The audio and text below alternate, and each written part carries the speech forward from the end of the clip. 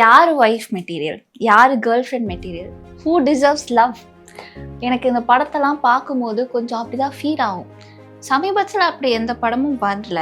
But யூஸ்வலாகவே இப்போ நம்ம வந்து ஒரு படத்தில் பார்க்கும்போது ஃபீமேல் லீட் வந்து அவங்க லவ் பண்ணுறப்போ எப்படி இருப்பாங்க, நல்ல மாடர்ன் ட்ரெஸ் போட்டு அவங்களுக்கு பிடிச்ச மாதிரி அவங்களுக்கு பிடிச்ச அவுட்ஃபிட்ஸில் அப்படி தான் இருப்பாங்க. வெஸ்டர்ன் அவுட்ஃபிட்ஸில் அப்படி இருப்பாங்க, ஸ்டைலிஷாக இருப்பாங்களா. அதுக்கப்புறம் அவங்க லவ் பண்ணும்போதெல்லாம் அதே மாதிரி அவங்க இண்டிவிஜுவலாக இண்டிபெண்ட்டாக அவங்களுக்குன்னு ஒரு ஐடென்டிட்டி வச்சுட்டு இருப்பாங்க.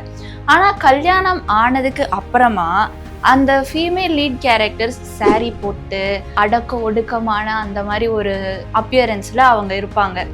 ஆனால் அது ஏன் அப்படி வச்சுருக்காங்க? அதே பர்சன் தான் இந்த கல்யாணத்துக்கு அப்புறமும் இருக்க போகிறாங்க. ஆனால் அந்த அப்பியரன்ஸ் மட்டும் ஏன் அப்படி சேஞ்ச் ஆகுது, அந்த பிஹேவியர் மட்டும் ஏன் அப்படி சேஞ்ச் ஆகுது?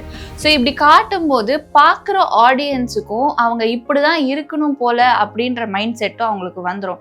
ஸோ இதுவே அவங்களோட பார்ட்னர்ஸ்கிட்டையும் எதிர்பார்ப்பாங்க. ஸோ அந்த எக்ஸ்பெக்டேஷன்ஸ் வந்து மீட் ஆகலை அப்படிங்கிறப்போ அது வந்து ஒரு சண்டையிலையோ ஒரு அன்ஈஸியான ஒரு சிச்சுவேஷனில் போய் முடியும். ஸோ நம்ம வந்து படம் எடுக்கும் போது அந்த ஒரு ரெஸ்பான்சிபிலிட்டியோடு நம்ம எடுக்கணும்.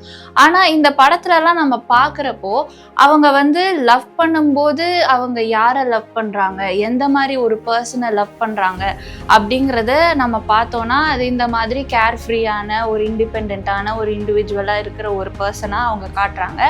ஆனால் அது வந்து கல்யாணத்துக்கு அப்புறம் அவங்க எப்படிப்பட்ட பர்சனாக மாறுறாங்க, ஹஸ்பண்டாக ஆனதுக்கப்புறம் அவங்களோட பிஹேவியர் டுவர்ட்ஸ் தேர் ஒய்ஃப் கூட அது எப்படி இருக்குது அப்படிங்கிறத நம்ம பார்க்கலாம். ஃபார் எக்ஸாம்பிள், இந்த திருச்சிற்றம்பலம் படத்தில் தனுஷ் வந்து அவங்க லவ் பண்ணுற பொண்ணு எப்படி இருக்காங்க அப்படின்னு நம்ம பார்க்கலாம்.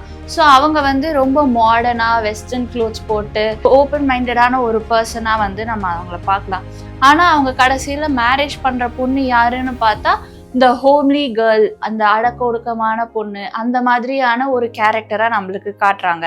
ஸோ இப்போ லவ் பண்ணுற பொண்ணு வந்து நம்ம இந்த மாதிரி ஓப்பன் மைண்டடாவோ இல்லை கேர்ஃப்ரீயான ஒரு இண்டிவிஜுவலை நம்ம வந்து லவ் பண்ணலாம். ஆனால் கல்யாணம்னு வந்துட்டா அடக்க ஒடுக்கமான பொண்ணு, she is not a homely girl, better you can avoid her, அந்த மாதிரி தான் அவங்க இப்போ வரைக்குமே வந்து காமிச்சிட்டு இருக்காங்களோ அப்படின்னு எனக்கு தோணுது. ஸோ லவ் பண்ணுறதுக்கு இந்த மாதிரி ஒரு வரைமுறைகள், மேரேஜுக்கு இந்த மாதிரி ஒரு வரைமுறைகள் அப்படின்ட்டு இருக்கு. ஸோ அப்போது இந்த மாதிரி மாடர்னாக இருக்க ஒரு பர்சன்னாலே அவங்க இப்படி தான் இருப்பாங்க, you can only love her but you can not Mary her, அந்த மாதிரி ஒரு மைண்ட் செட்டை, அந்த மாதிரி ஒரு செட்டப்பை வந்து இந்த மாதிரி படத்தில் அவங்க காட்டுறப்போ அது செட் ஆகுது. ஸோ இதே தான் வந்து பார்க்குற ஆடியன்ஸுமே வந்து அவங்களோட மென்டாலிட்டியும் அப்படி ஃபிக்ஸ் ஆயிடுது. ஸோ நம்ம இப்போ அடுத்து படம்லாம் எடுக்கும் போது டைரக்டர்ஸ் வந்து எப்படி ஸ்டார்டிங்கில் ஒரு உமனை காட்டுறாங்களோ கடைசி வரைக்கும் அந்த உமன் அதே மாதிரி அவங்களோட ஐடென்டிட்டி சேஞ்ச் ஆகாத மாதிரி அவங்க அந்த கேரக்டர் எழுதுனாங்கன்னா ரொம்ப நல்லாயிருக்கும். ஸோ அப்போ பார்க்குறவங்களுக்கும் வந்து ஓகே, கல்யாணத்துக்கு அப்புறம் வந்து ஒரு உமன் வந்து அவங்கள சேஞ்ச் பண்ணிக்க கூடாது, அவங்க வந்து இந்த மாதிரியான ஒரு அப்பியரன்ஸ்லேயோ ஒரு பிஹேவியர்லேயோ தான் இருக்கணும் அப்படின்ட்டு அவங்கள வந்து ஷ்ரிங்க் பண்ணிக்காமல் இருப்பாங்க. அந்த மேன் வந்து ஒரு மேரேஜில் அவங்க அப்படியே தான் இருப்பாங்க. ஆனால் அந்த உமன் வந்து அவங்களோட ஐடென்டிட்டியே இழந்து என்ன பண்ணுறோம், எதுக்கு இருக்கோம், நான் யார் அப்படிங்கிற மாதிரி அவங்க கேரக்டர், பர்சனாலிட்டி எல்லாமே இழந்துட்டு ஒரு டிஃப்ரெண்ட் பர்சனாக ஒரு மாதிரி எம்டியாக இருப்பாங்க.